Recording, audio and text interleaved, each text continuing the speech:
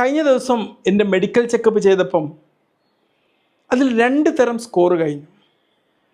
ഒന്ന് EAT എന്ന് പറയുന്ന സ്കോറും 2 CAC എന്ന് പറയുന്ന സ്കോറും. എന്താണിത്? EAT എന്ന് പറയുമ്പം നമ്മുടെ എപ്പിക്കാർഡിയൽ അഡിപ്പോസ് ടിഷ്യൂ, നമ്മുടെ ഹൃദയത്തിന് ചുറ്റും കുമിഞ്ഞു കൂടി കിടക്കുന്ന, ഇപ്പോൾ കുടവയറിലൊക്കെ ഉള്ള ഇതേ കൊഴുപ്പും, രണ്ടാമത്തത് ഹൃദയത്തിൻ്റെ ഉള്ളിൽ കാൽസിഫിക്കേഷൻ, കാൽസ്യം അടിഞ്ഞിട്ട് ബ്ലോക്കേജ് ഉണ്ടാകുന്നൊരവസ്ഥ, അതിൻ്റെതുമാണ്. എൻ്റെ ടെസ്റ്റിൽ CAC 0 ആയിരുന്നു. പറഞ്ഞാൽ പ്രത്യേകിച്ച് അതിൻ്റെ ഉള്ളിൽ ബ്ലോക്കൊന്നും ഫോം ചെയ്തിട്ടില്ല എന്നുള്ളതാണ്. EAT പക്ഷെ വളരെ എലിവേറ്റഡ് ആയിരുന്നു. എൻ്റെ കുടവയറിൽ ഏതൊരു വ്യക്തിക്കും EAT എന്ന് പറയുന്ന ഈ കൊഴുപ്പ് അധികമായിരിക്കും.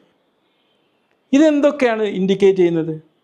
CAC എന്ന് പറയുന്നത് അത് പാസ്റ്റിൽ മുൻകാലത്ത് ഉണ്ടായ രക്തക്കൊഴലിൽ ഉണ്ടായിട്ടുള്ള ഈ ഒരു ബ്ലോക്കിനെ കുറിച്ചാണ്.